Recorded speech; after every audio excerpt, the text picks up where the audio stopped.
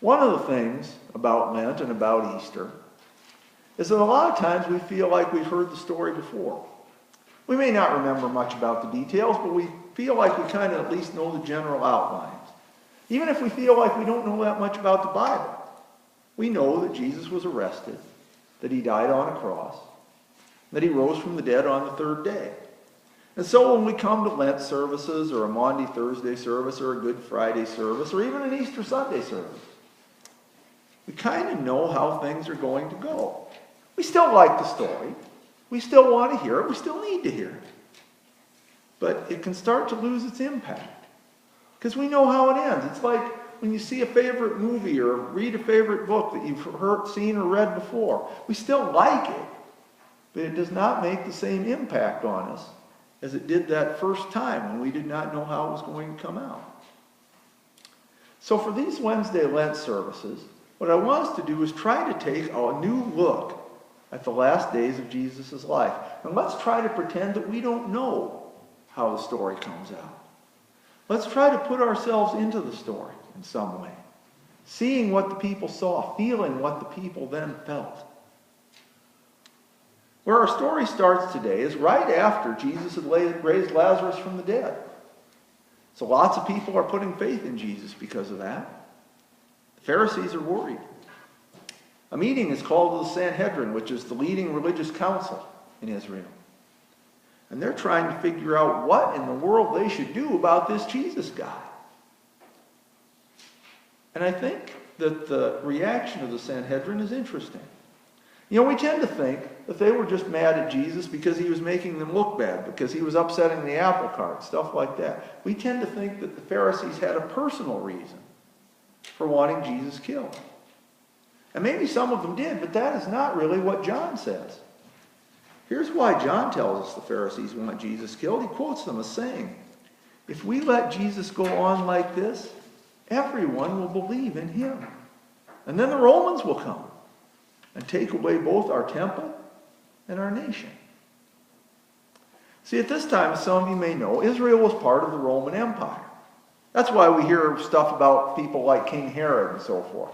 Herod was in control of Israel for the Roman Empire. He was the Roman governor there. Now, Rome really did not care that much about the people of Israel as people, and they really did not care that much about what happened there. They just wanted to make sure they stayed in control of the territory. And they wanted to make sure that the taxes got paid the way they were supposed to. That was really about their only concern about Israel at this point.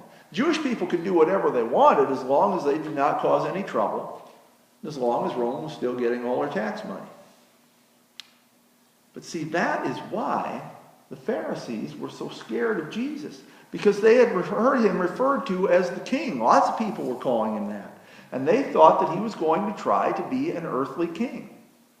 They thought he was going to try to be someone who would try to break Israel away from Rome and make it an independent country. And even if he did not want to be an earthly king himself, they thought the people might very well try to force him to be one.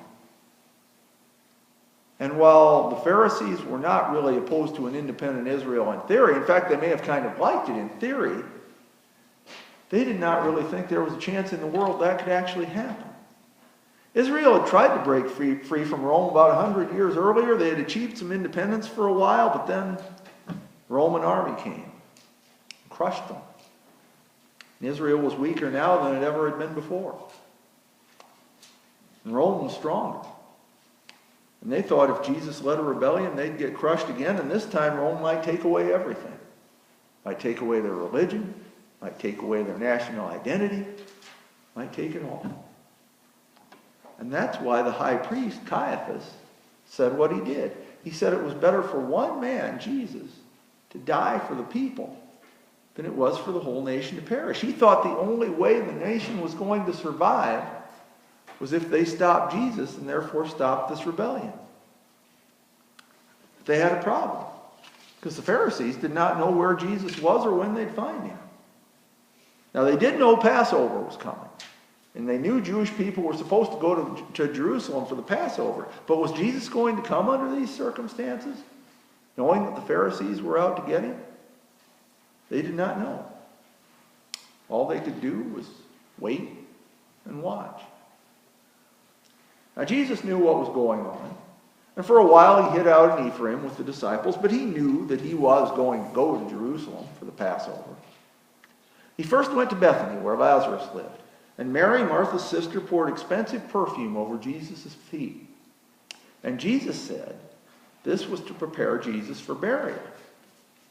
We're also told that a big crowd came, not just to see Jesus, but also to see Lazarus, because Jesus had raised Lazarus from the dead. They'd never seen a guy who had been raised from the dead walking around before. So they came to see him too.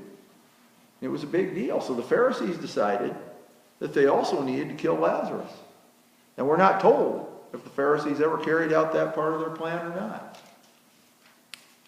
But the interesting thing, well, there's lots of interesting things. The interesting thing that I want to talk about tonight is that the only one who really knew what was going on in this story was Jesus. The Pharisees did not know what was going on. They thought that Jesus was going to become an earthly king and start an earthly revolution that could destroy Israel. The disciples did not know what was going on. In fact, they really did not have much of a clue that anything was going on. Mary did not know what was going on. Jesus said she was preparing him for burial, but we're not given any indication that Mary knew that or Mary thought that was what she was doing. None of the people involved in this story really knew what was going on or really knew why they were doing the stuff they were doing. And yet somehow, God used all of these people and all the things they did to make all of the events of the Easter story turn out the way they were supposed to turn out, the way God intended it from the beginning. And I think that's really one of the most remarkable things about this story. And what it does for me is it gives me hope. Because, you know, it seems like there are an awful lot of times when there's nobody who really knows what's going on. Our leaders, whether we're talking about religious leaders or political leaders or business leaders or some other kind of leaders, a lot of times it seems like they really don't know what's going on, even if they sometimes think they do. And the common ordinary people really don't know much what's going on either. Even the followers of Jesus a lot of times really don't know what's going on. And yet somehow God is using all the events in the world, and God is using all of us to make those events happen the way they are supposed to happen. Is it hard to believe that? Yeah, sometimes it is. Because there are a lot of things going on in the world that don't really seem right. There are a lot of things that make us wonder where God is. A lot of things that make us wonder why God allows things to be the way they are. Make us wonder if God really cares, if God really loves us. It can be hard to believe that somehow God is using all these things and using all the stuff that's going on to make things happen the way they're supposed to happen. But again, that's why we need to put ourselves into these stories, because the people we're reading about felt exactly the same way. The Pharisees did not believe that what Jesus was doing was part of God's plan. They thought they had to stop him for the survival of their nation. And when we read about Jesus' death later in this sermon series, we'll see no one thought that was part of God's plan. The disciples did not. In fact, when Jesus started talking about his death to the disciples, Peter told him to shut up. You should not talk that way. The crowds did not think that way. The crowds thought this was the guy who was going to lead them to freedom and independence from Rome. Nobody knew what was going on. And yet God used it all to make the story come out exactly the way it was supposed to. And God is doing the same thing right now. God is doing that for the world. God is doing that for this country. And God is doing that in our personal lives as well. Because, you know, we do feel that way in our personal lives sometimes. At least I do, don't you? Most of us do, sometimes at least. We have times when we feel like we don't know what's going on. We don't know how it could possibly be part of God's plan. We feel like nobody else knows what's going on either. And yet, if we just trust God God will use all these things that are going on in our lives to make our stories come out the way they're supposed to come out. Even if we have a hard time believing that, God's going to do it. You and I may not know what's going on. Maybe there's nobody in the world who knows what's going on. But God knows. God knows what's going on.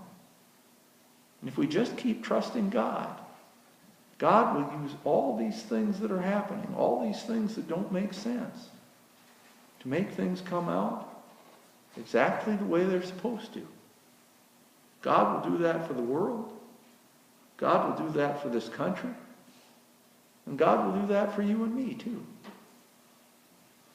Amen.